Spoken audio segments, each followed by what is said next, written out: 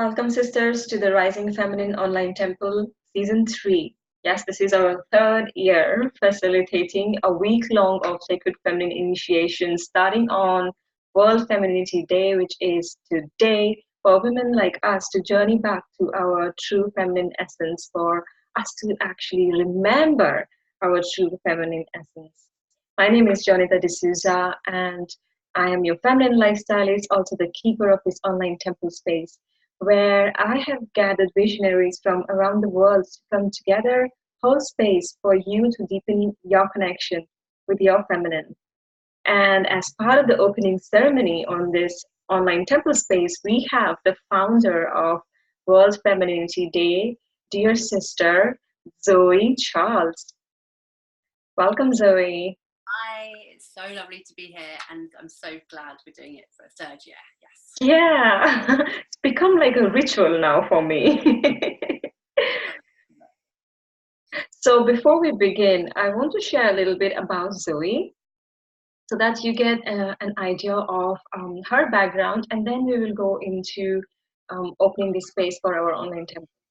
Zoe Charles is a performer, teacher, and a femininity coach. She founded the award-winning School of Burlesque and Cabaret, The Cheek of It, in 2007, and now has taught over 7,000 women worldwide. As a femininity coach and advocate for feminine empowerment and celebration, Zoe founded World Femininity Day in 2011, which attracted over 30,000 people from over 73 countries, and also raised money to end female genital cutting for the Orchid Project in 2012 and 2015.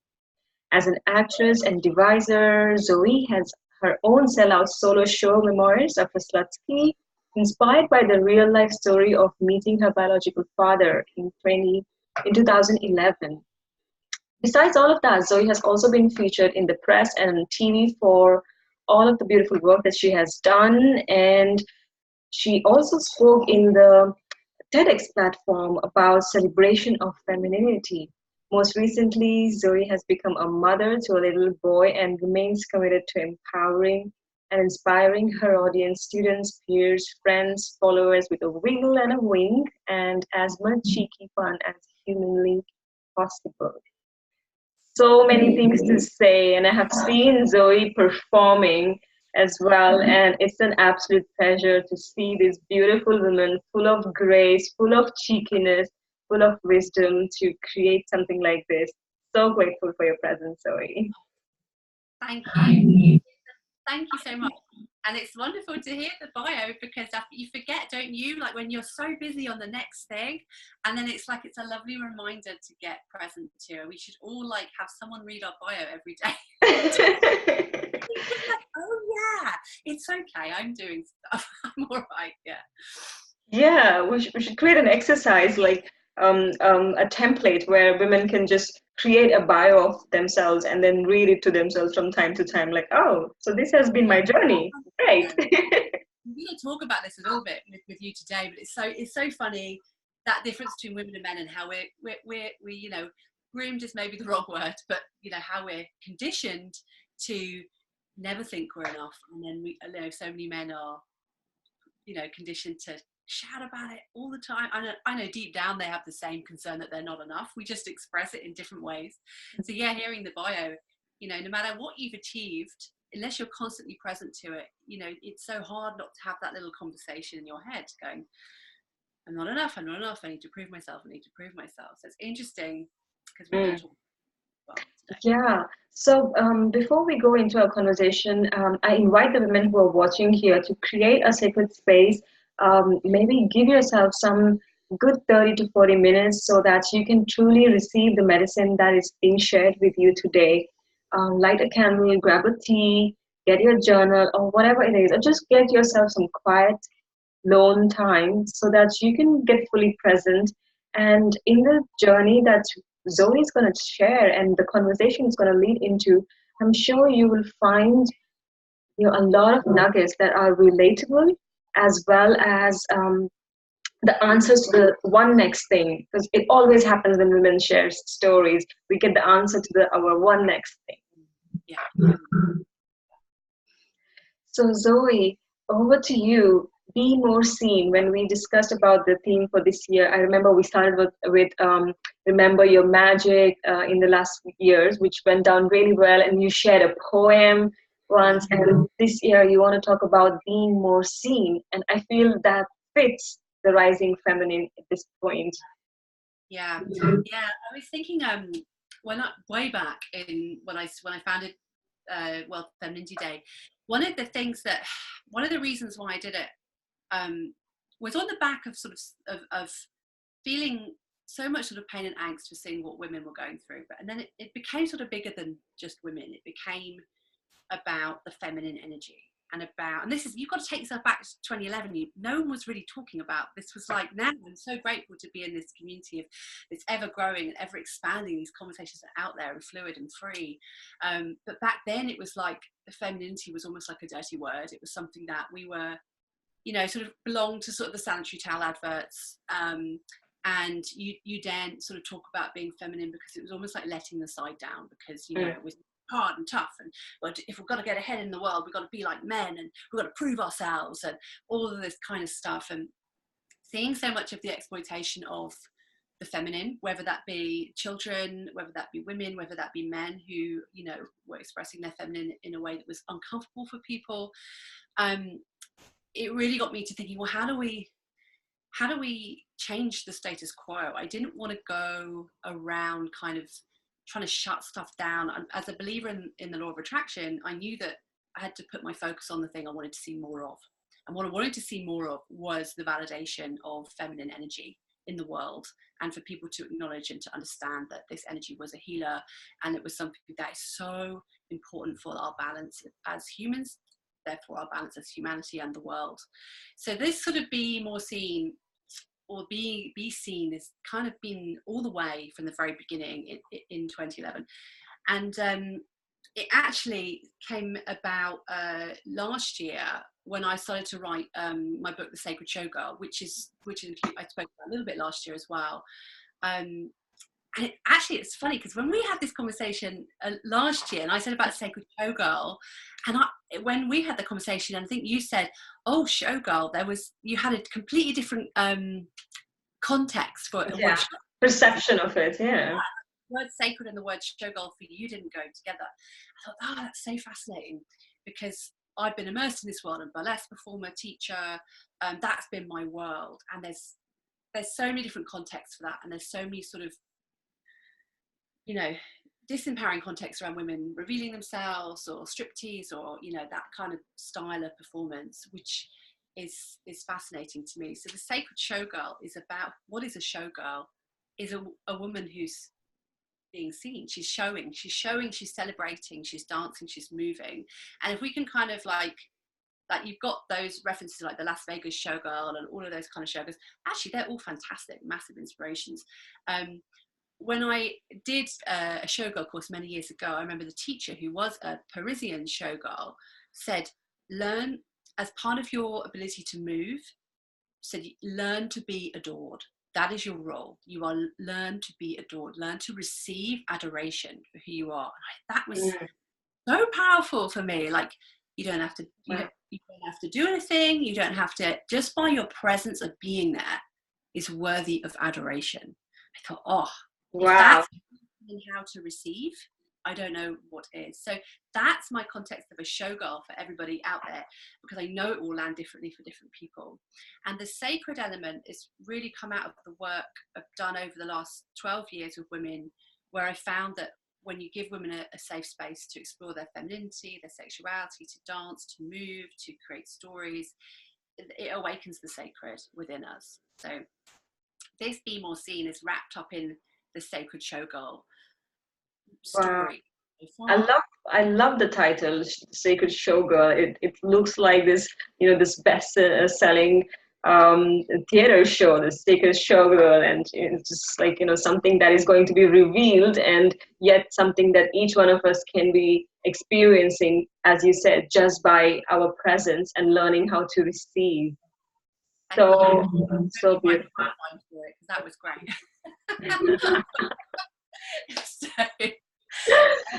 let's rewind a little bit for this for the women who are joining us for the first time this year round.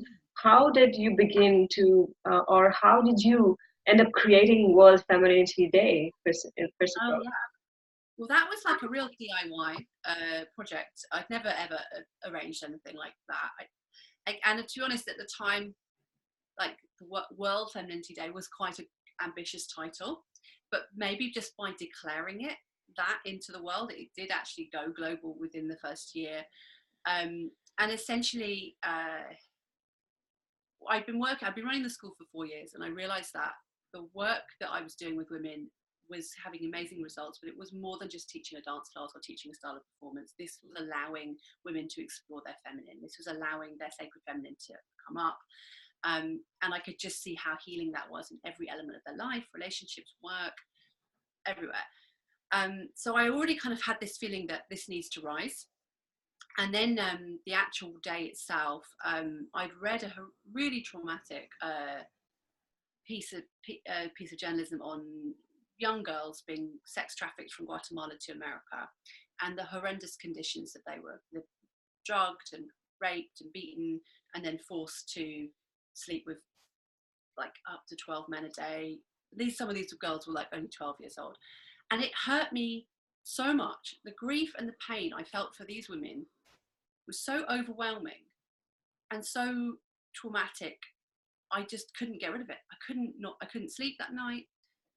There was nowhere to put it, and I became like that really angry person who nobody wants to talk to, because I was like, I can't believe. I know I'm not naive. I know this is happening, and it's not just there. It's everywhere. There's so much of this exploitation that people don't even want to believe. They don't want to even entertain that this is happening right now as we are speaking.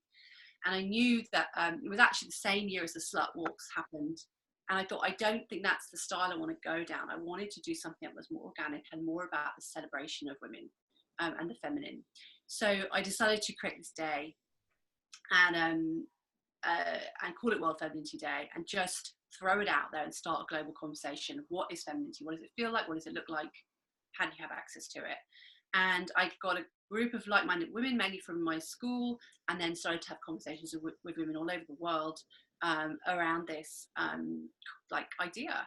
And we chose the 24th of June because of the flower, the peony. Peonies were all out. I was living down in Portobello Road, and the peonies were all out everywhere. And I was like, oh, so there's something about that flower, that juicy, mischievous, celebratory, I'm here, like just like boof, flower. It's like, that's gonna be. We're just choosing this day. There was no other reason for it. And we had events, that were starting a conversation. It was events in London and New York and Rio and Belgrade, Zagreb, in Denmark, basically anywhere I knew people. That was kind of how I did it. Very, very grassroots. We didn't have a budget. We didn't have any money. We didn't have, any publicity for it. I didn't even understand how Twitter worked. So people were like, you must have a hashtag for this. And I was like, oh, what's that? Somehow it took off, and it was fascinating. We caused a real stir. We ended up being written about in The Guardian in a very murky light. They said they completely misunderstood the concept, and they said if we all wear pretty dresses, women will get raped less. That was how they understood what being more feminine landed for that writer at The Guardian, like a dangerous thing. Like, don't be more feminine. It's dangerous. You'll be attacked. You'll be this. You'll be that. And I was like, that's so disappointing at that time. I don't think that would happen now at all. I think there's such a strong understanding of what this conversation is now. It's absolutely incredible. So we inspired a lot of people. We had a lot of people get involved, and then we also really pissed a lot of people off. So I want to talk about that. So what were the kind of oppositions or challenges you experienced while creating or post creating this day? Because I know that we've spoken about it before as well, that when several years ago, people were not very familiar with this term itself. And I remember starting this work, exploring femininity, and I was like kind of treated like by the men coaches in the networking event, like, okay, whatever, like, something that is not really important, kind of.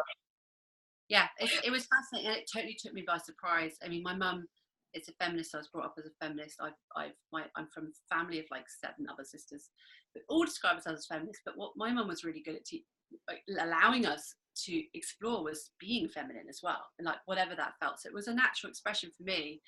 And then I noticed so many women that I was working with, that was actually why they were coming, was because they didn't feel they could be feminine in the workplace. They felt, and you know, feminine can be described in all different ways.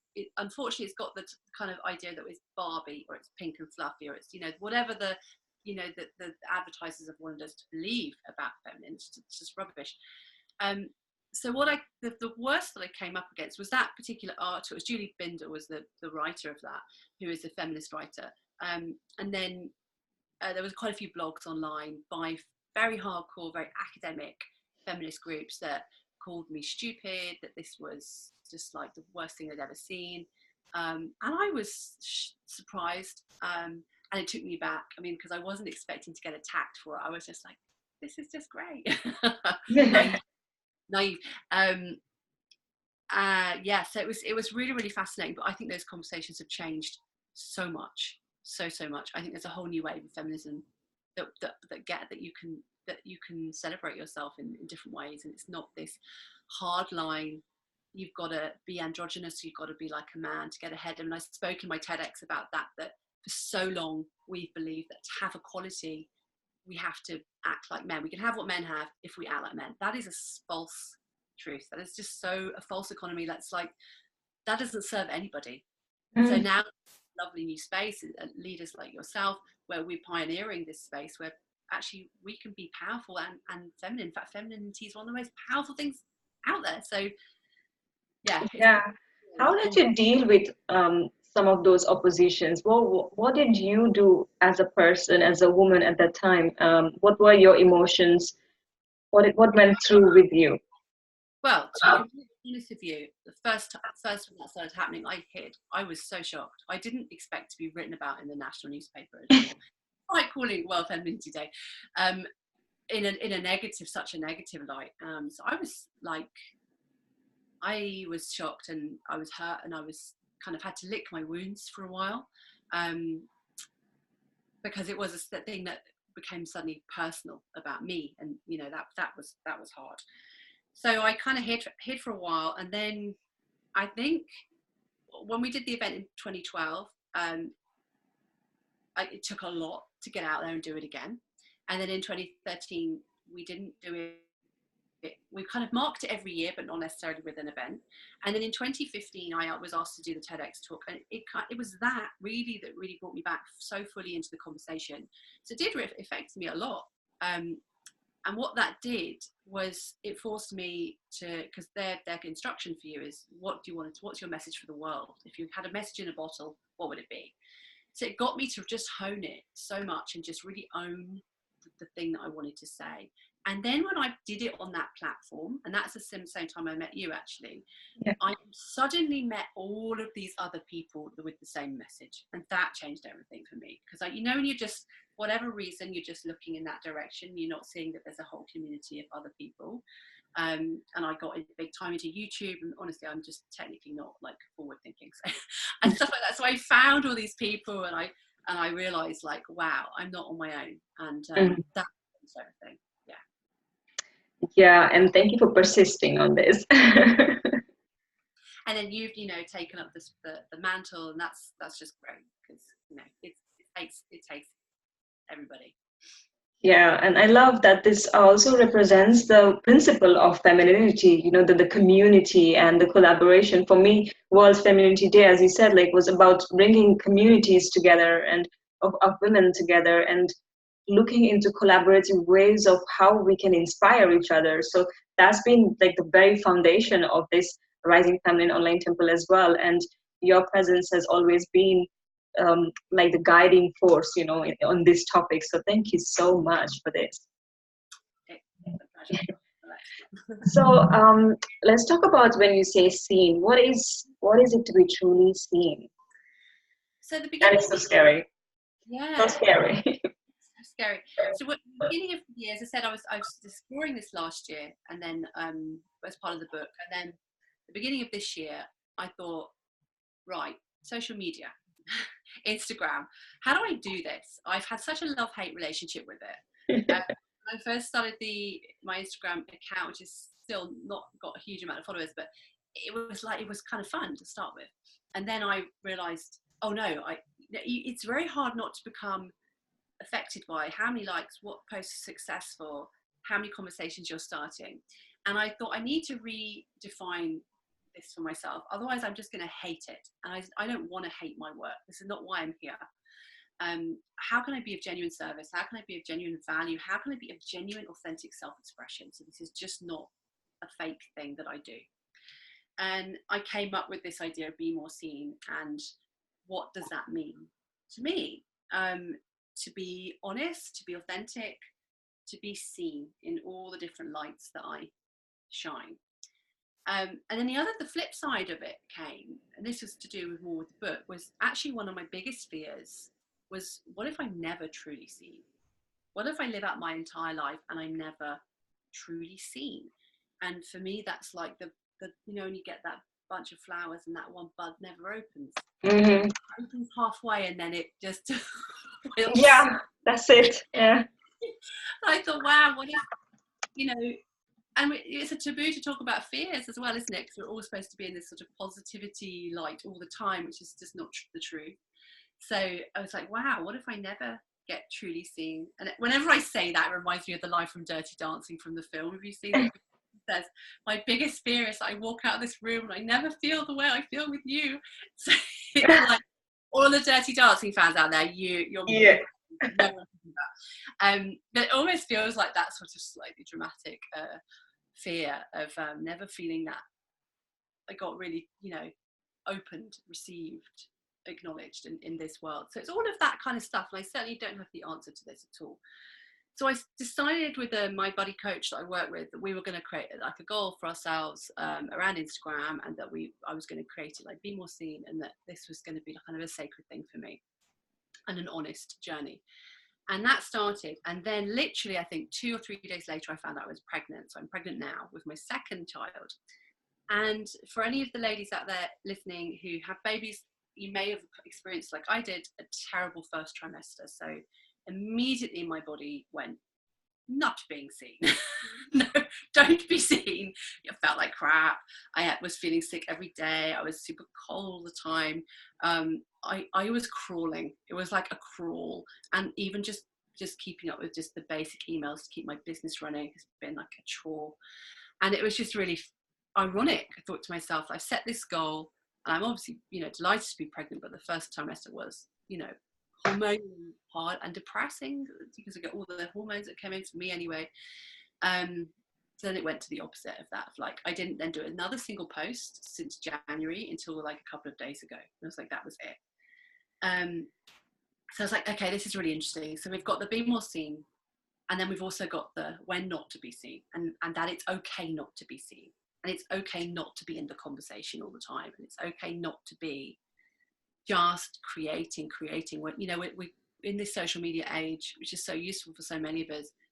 The downside is that we have to be on all the time, and that doesn't work for anybody. It especially doesn't work for women. As we know, we're cyclical, and we work with rhythms. How do you do that when you've got to be in people's spaces, in that, to maintain a business, to work with the algorithms? And so this is just the inquiry, really. I want to start with everybody in this age, in this year, as we start this incredible week together. What does it mean to you to be seen? To be truly seen? And maybe that might mean not being seen, and that's okay as well. Like if we go with that flower analogy, they spend all year, doing all the work, and then they have that one moment where they're like, that's kind of enough, isn't it? That's your big moment. So yeah, this is the inquiry that I have for myself, and I'm really going to be curious to see what other people, if this triggers stuff for you, if this is something you're like feeling as well. Yeah, I can so relate to it, especially beginning of this year, 2019. I took a lot of time, when people were talking about New Year resolutions and goals and all of that. And I was like, no, I don't want to talk about anything. I don't want to be seen. And I remember some of my coaches saying that this is the time you got to sell. This is when people are buying because, people need things, people are feeling bad, and all of those. And you have to be producing content for them to receive, because this is the moment to hit those pain points. And it just felt like, oh my God, like, what are we? I don't want to be seen in this moment. And I did not, and allowed myself not to do anything for the month of January. And I've been doing this every single year, since last 3 years. I don't feel ready. I don't feel ready. It's My body is not a Gregorian calendar. I'm not ready. January 2019, like, yes, new goals, new year, new me, new vision. No, I am not ready. So that's when just to add to you in your inquiry, I chose not to be seen. And I started talking to a lot of women in my community, and they shared the same, that they were feeling the winter darkness, especially us being in the UK. These things affect us as women. And the more we do the feminine work, the more these things affect us as well. So they were like, oh, we feel the pressure. I don't know, I'm confused. And I could really feel the pain and the pressure of being seen. And the fear that if you're not there, then you're going to miss out on things, miss out on life, or you're losing time. But desires don't work that way. Desires don't run away from you if you're not fully seen. Yeah, I think that's so perfect. I totally found this year as well, and I think probably about the same the last 3 years of just like I need to change things. I don't want to come out of that crazy Christmas season and straight into sell. It doesn't feel right, doesn't sit right with me anymore. And it's interesting because obviously when you being pregnant, your body, it's like that first trimester, and it makes so much sense because you've got this little tiny baby, this little fetus that needs protecting. This is the time where there's the risk you could have miscarriage and stuff. So you need to just it almost goes perfectly with that January, February, March. It's like, okay, let's just nothing, close down. So the title "Be More Seen," I guess, is it's a question or not, or not be seen at all. So I'm just referring to. I wrote a few little things down just to make sure I don't miss anything with this. Mm-hmm.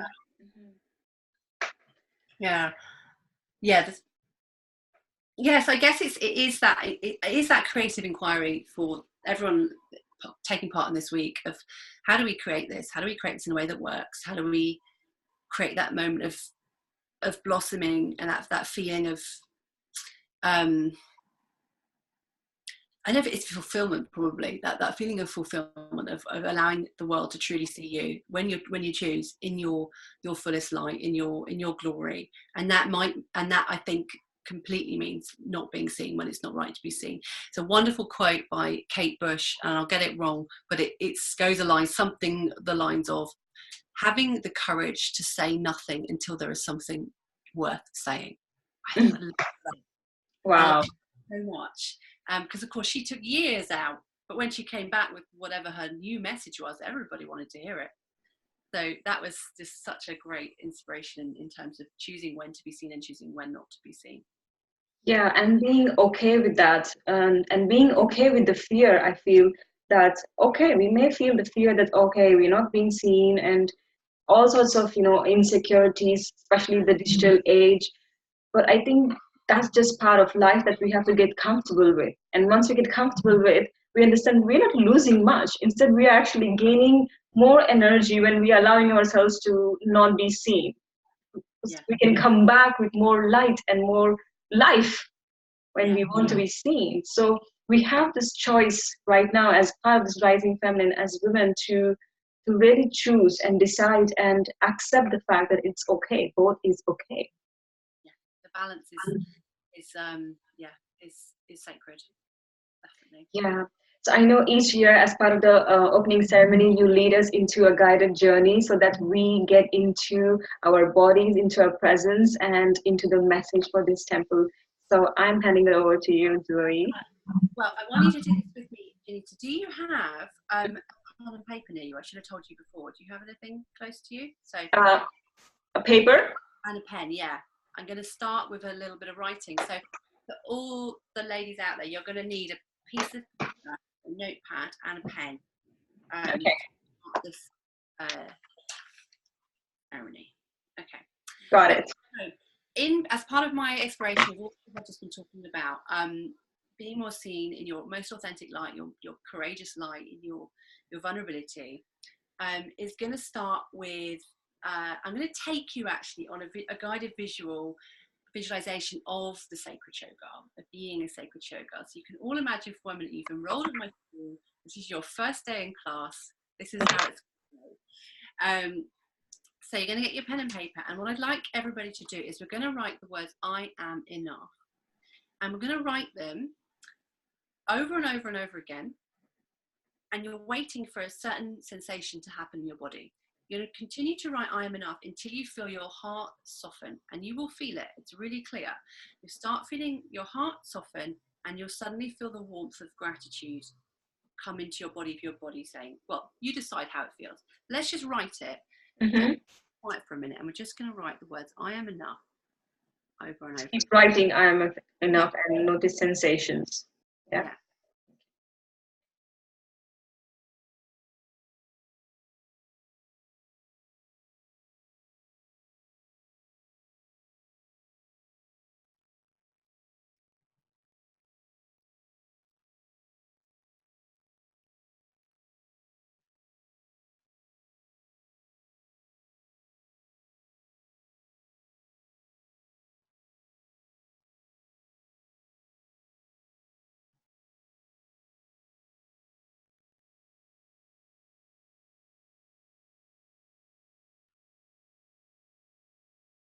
When you feel that shift, you let me know.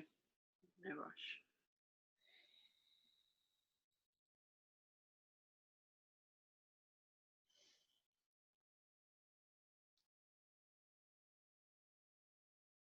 Yeah.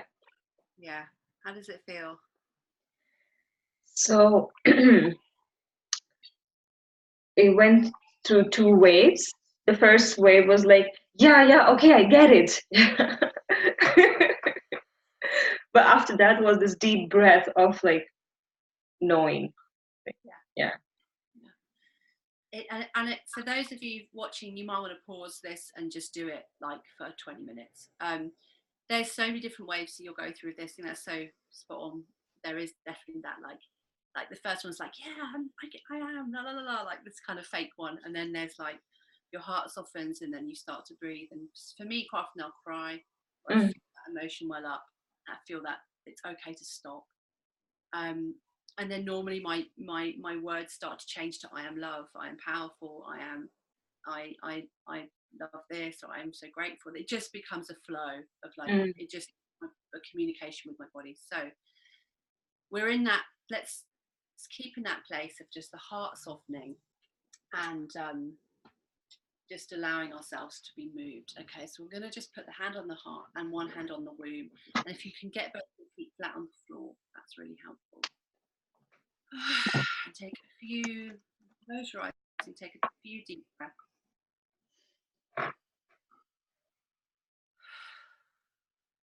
And continue to repeat the mantra "I am enough" to yourself.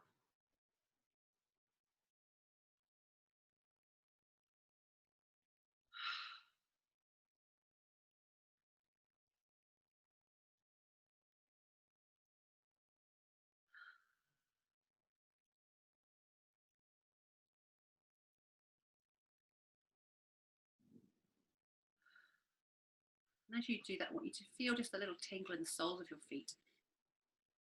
And imagine the roots coming from the sole of your feet through the earth, through the floorboards, through all the different floors of your house, down into the foundations, down into the earth itself.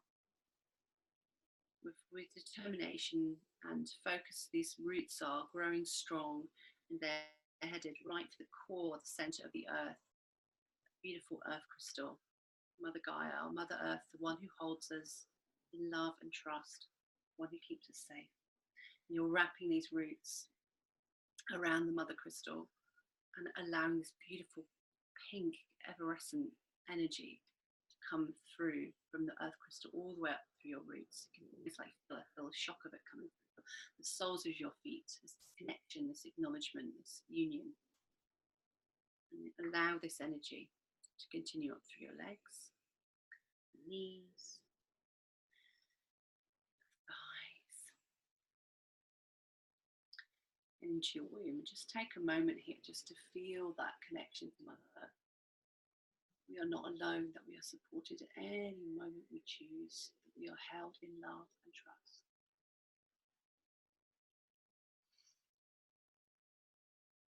And just repeat the mantra, I am enough, I am enough, I am enough. Into your womb, into the very core of who you are, your creative center, your place that you birth children and ideas and projects and miracles, whatever it is you are breathing into.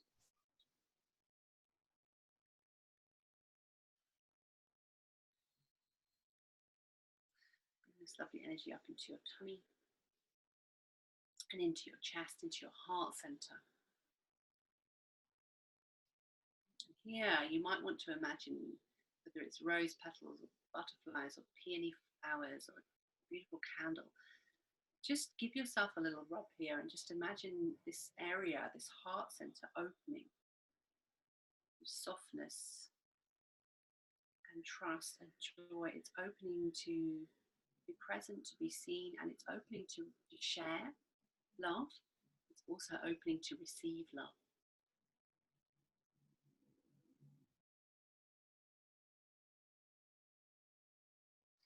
And this beautiful pink effervescent lemonade energy is coming all the way up through into your third eye. And you just spend a moment, just massage your forehead and open this third eye. It's like to think about passing it off. Your intuition, your knowledge, your wisdom, your clear sight, your knowing that you are enough, and your knowing of your power and your beauty and your incredible presence, magic and sacredness in this world. It's all just so incredible. And then you're going to take this energy all the way up through to the crown of your head, and you're beaming it up to the sky, beaming up to our angels, our spirits, whatever you believe, whatever works for you, your team up there, your spirit team, sending up to connect with them, and in return they're sending down a beautiful white light, and that white light is just in a second, it's just blasting through the crown of your head, and it's just giving you a beautiful detox, gorgeous sacred energy detox all the way through to your feet and down to the earth crystals. So now you are connected to the earth, you are connected to your spirit realm, you're present in your body, present in your feet, present in your womb, present in your heart, you're present in your third eye, in your wisdom, your knowledge, your intuition. Just take a moment to just acknowledge that.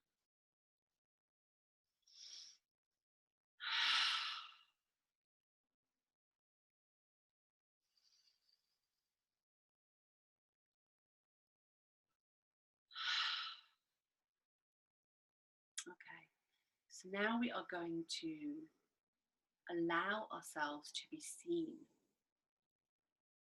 in the most beautiful and spectacular way.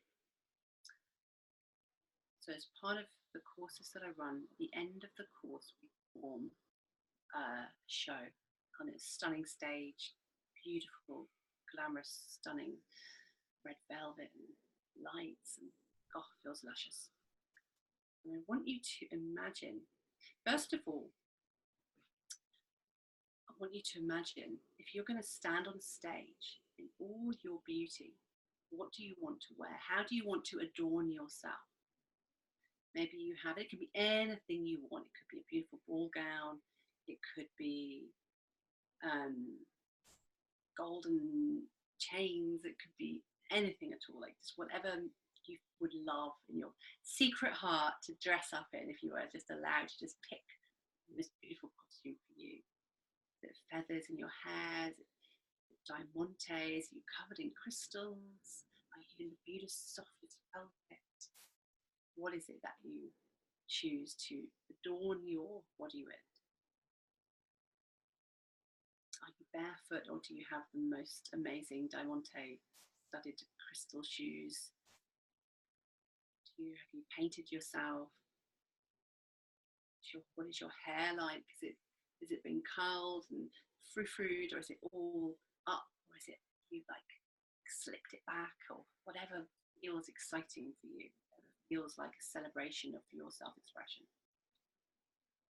Are you wearing jewelry? Do you have sacred jewelry on? Do you have jewelry that's been gifted to you from the gods?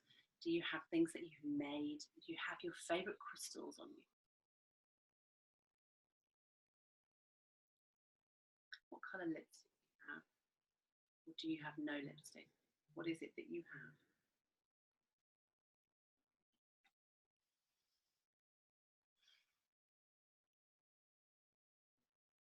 What perfume do you have?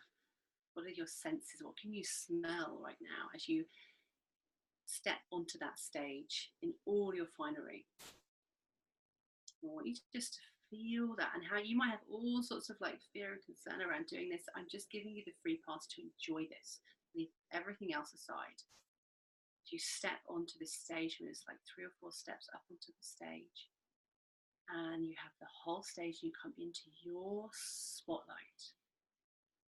No matter if your heart's beating and you feel like you don't want to be there, just take a moment and you breathe, and you feel your feet firmly on that stage, and you feel this incredible power of presence as you are embarking on this generous act of sharing your truth, your beauty, your goddess glory with all of those people in the audience. And they are adoring you. They just adore you. They are cheering and they're clapping. They are gasping at your beauty and presence. Now, what music is going to come on for you? Is it just the beat of a drum? Is it one of your best songs that you just, every time you're out and you hear it, you just want to dance? The thing that gets you off your seat onto the dance floor? Is it a live orchestra? What is it that's serenading you right now, that's bringing the music to your movement? And as this music begins, I want you to imagine yourself dancing in a way that fills you with so much joy. Your shoulders are back, your head is up, you're laughing, you're smiling, and if something goes wrong, it just doesn't matter, because it's all part of the charm of you, and your vulnerability and your beauty, and your allowingness to be present and be with people. And there's hundreds of people here that are cheering for you and they're clapping for you. Oh, they just get how amazing you are. And as the music continues, you are now taking this stunning costume and you're starting to reveal yourself. This is your sacred striptease, if you like. You are choosing things. Maybe you have the beautiful silk gloves and you're taking them off one finger at a time, with the joy of pulling it off your arm and flinging it into the crowd. The other one you might take off from the top, and you have loads of glitter in your glove. So when you take that glove off, glitter goes everywhere, all over you and the stage, and everybody wows how incredible that is. Maybe you have a beautiful cloak that you just take off in one movement. Maybe you tease us with each item of clothing, from slow to the wild abandon, as you twirl and use every inch of that space and that stage to rejoice in yourself and to celebrate who you are, to share beauty. And now you're coming to the finale of your performance, your reveal, where everything you want to come off is coming off. And what are you left in? What are you stood there? Maybe you're completely naked. Maybe you have just the most beautiful gold glitter all over you, and beautiful jewels on your breasts, and beautiful fringed showgirl knickers. What are you left in? What are you stood there in? And every part of your body, the bits that you don't even want to acknowledge or look at, are being celebrated and adored, worshipped.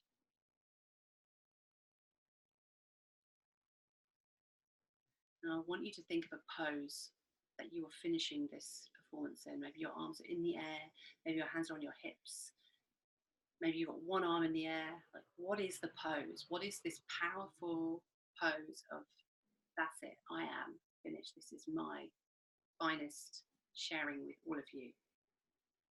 Just hold the pose, and I want you to imagine, I want you to breathe, and I want you to imagine what that feels like to breathe on stage. So do it now. Just take 3 deep breaths in that pose. Feel the heat of the light. Feel the noise, hear the noise of the crowd cheering for you. Feel your feet connected to the ground. Feel the love and acceptance. Feel the acknowledgement, validation, the power, the presence. And they're going to applaud for you for a really long amount of time. And there might be part of you that feels like you need to give them more. You need to entertain them more, but you don't. That need to do that just goes as you just allow yourself to receive the love and the adoration and the gratitude from the crowd that you're sharing with yourself. And you just hear that applause, and it goes on and it goes on and it goes on until you are almost humbled by it. You feel that softness again in your heart. You feel that softness that you did when you wrote I Am Enough. And you get that beautiful union of giving and receiving. It's just one continuous energy flow. And you are the commander of that and the receiver of that. And in this moment, I want you to create a mantra for yourself that will take you to this. Maybe it's I am enough. I am beautiful. I am powerful. I am love. Whatever it is you need to tell yourself, tell your body, allow to be the truth for you. The final thing I would like you to say to yourself is, I deserve to be seen in all my glory. I deserve to be seen in all my glory, whatever that looks like, whenever I choose.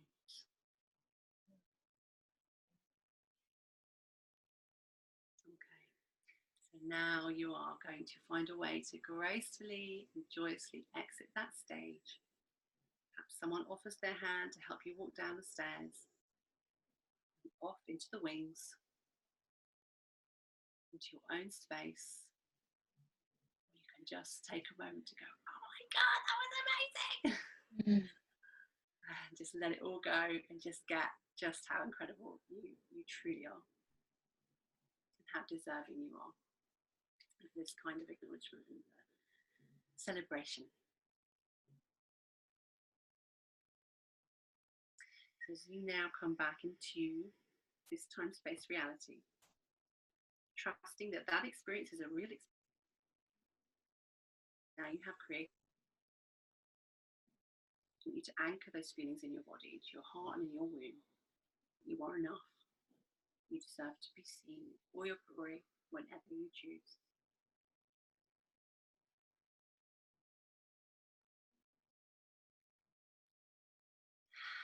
And you're just going to bring that energy a little bit down from the top of your head, just closing in that crown chakra and bringing it up a little bit from into your feet. So we're just closing down our chakras a little bit so we're not wide open, but you're containing it and you're holding that sacred energy within you. And wriggle your feet to acknowledge that you are grounded in this room, wherever you are right now. And then take another deep breath, and when you're ready, open your eyes.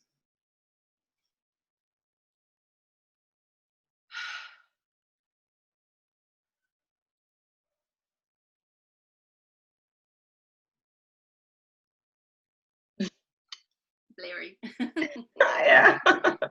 I'm transported in a different world of lights, camera, and showtime. Showtime. How was that for you? It's so when in the beginning when I entered the stage, I felt this nervousness, like, oh my God, and the feeling of like, am I going to do the right thing? And then as you guided that there is nothing that I'm required to do but just be, and then I started concentrating on my costume and the jewelry and the adornment and all of that, and my mind moved away from what I need to do here. But then just receiving the adoration just felt, yes, why not? The feeling of like, why not? We are doing so much in our lives. Why not? To just stand there. And yeah, of course, like I was like shaking, but with joy and fear and excitement, and it was all very shiny and bright. But I think I enjoyed this moment. I think I would love to experience this for real. Well, that's awesome. Wow, wow. Everybody. Yeah, yeah, very interesting. And the word that came for me, the affirmation that came for me was, I am magic. Oh, that's stunning. Love that. And I was like, wow, yes, yes. Yeah, I'm loving it.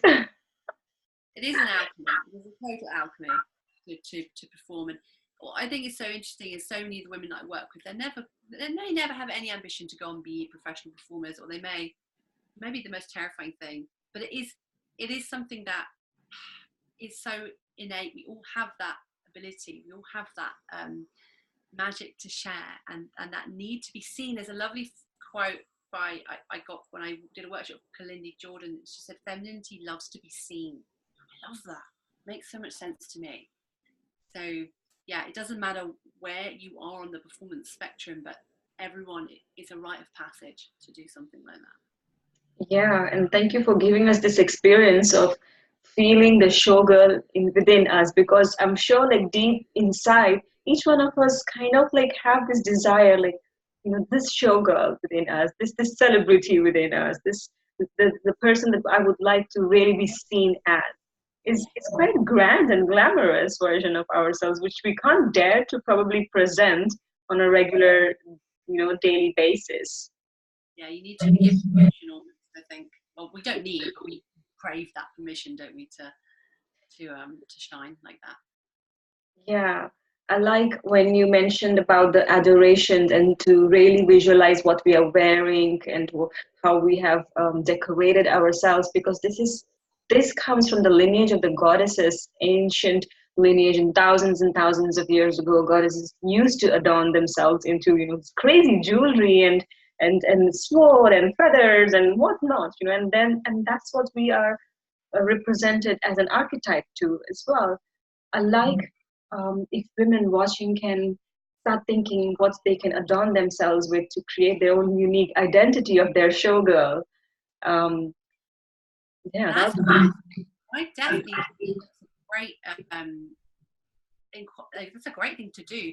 Please, everybody watching this, take this week as an opportunity to wear something that you wouldn't normally wear, or to buy yourself something that you wouldn't normally buy, and just have that as a little reminder, a piece of jewelry or something that you just catch it. And it's like, oh yeah, I am sacred. I am a showgirl. yeah. I am deserving of being seen. Yeah, and if you do not have the capacity to buy something, I'm sure we have those clothes in our wardrobe that we have saved for one great occasion. Maybe this week can be that occasion that you just celebrate yourselves along with our transmissions. I love that. Thank you. That's great. Love it. So, Zoe, I know you have a free gift to share with the women that are watching. Would you like to share? Yeah, I would love to invite you to come to the show.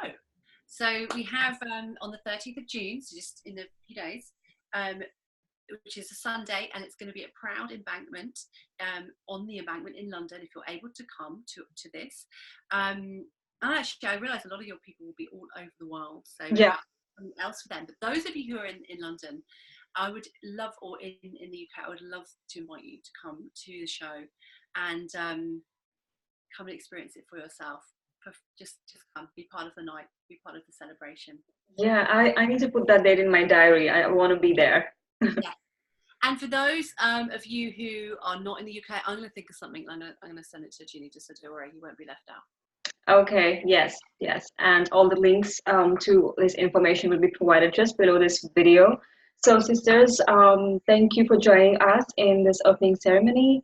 And I hope that you carry this transmission of this beautiful sacred showgirl throughout this week. Keep celebrating your femininity and keep keep appreciating your beautiful presence. Zoe, do you have anything in closing to share with the women watching? It's been an honour. It's been an honour to be in this space. It's been an honour to start the week with you. I will be taking part as well, and I look forward to your feedback.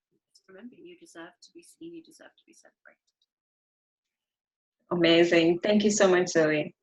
Thank you, Anita.